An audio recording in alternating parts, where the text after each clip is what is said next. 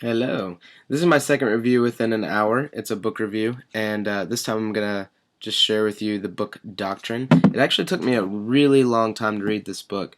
It's essentially, the subtitle is What Christians Should Believe, and it's by Gerry or Gerry Breshears, I think it's Gerry, and Mark Driscoll. They did like a little combo authorship.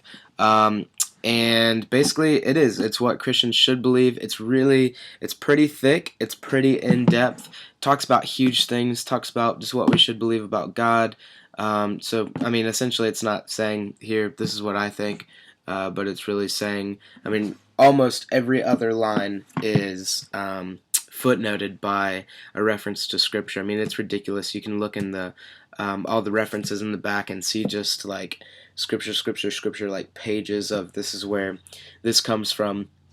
But essentially, in this book, it's talking about all those basic things, just what's true about God, what's true about the Trinity, what's true about worship, what's true about us as believers. It talks about some supernatural things. It talks about, I mean, I can just look through it. It talks about, I'll just give you the chapters: Trinity, God speaking, creation, God's love, God's judgment, God's pursuit of us, God coming, talks about the cross, resurrection, the church, worship, stewardship, and the kingdom.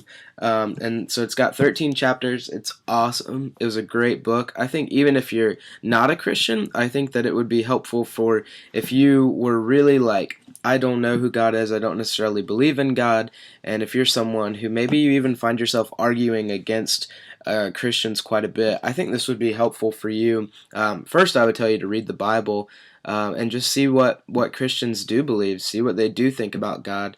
And so read the Bible for yourself, and then maybe pick up this doctrine as maybe a helper in helping you understand what the Bible is saying and what Christians do believe, or at least in some ways maybe should believe, because sometimes people just misinterpret Scripture. So this book is huge for Christians trying to understand their faith and who God is, and for non-Christians trying to understand what Christians believe. So I think on all fronts there's misunderstandings of who God is. There's misunderstandings from a non-Christian standpoint, misunderstandings on what Christians actually believe, and that's just because the enemy likes to twist and poke and prod and make people think things that aren't necessarily true.